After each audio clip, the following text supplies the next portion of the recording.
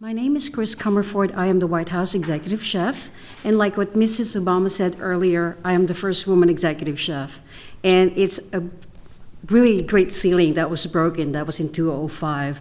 And today I will be responsible for the state dinner. And like you ladies, I cannot wait until we serve that lemon pudding because that will be served to you in a minute.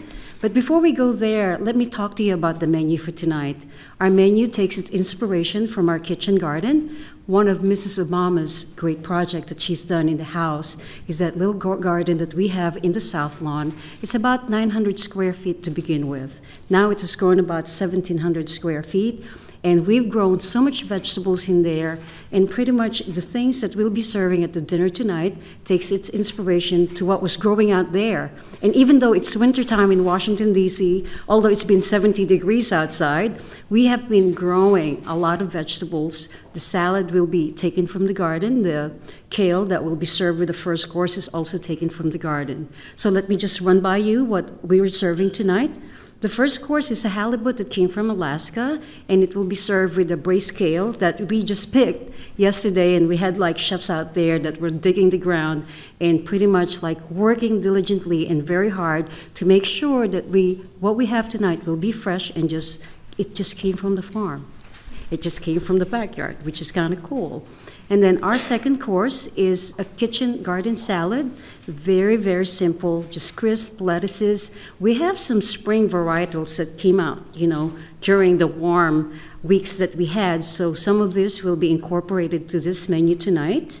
And for our main course, what is like a great marriage of the two countries? We have like the Bison Wellington. Wellington is, of course, a very traditional British fare, and we're giving it an American twist by using bison that came from North Dakota. So it's really a really, really cool marriage of the two countries. And we're, of course, serving that with French and wax beans that is kind of like, cooked together with some wonderful just herb butter. And, of course, for the finishing touch, our pastry chef, Bill Yassis, has made warm Meyer lemon pudding that is served with Idaho huckleberry sauce, and it's also served with Newton pippin apples on the bottom. And it's believed that this Newton pippin apples actually was grown in Queens, New York, and Queen Victoria loved it so much that during the time of Jefferson and Washington, they took the taxes off these apples because they were so good. So actually, you're going to be tasting these particular apples that I'm talking about.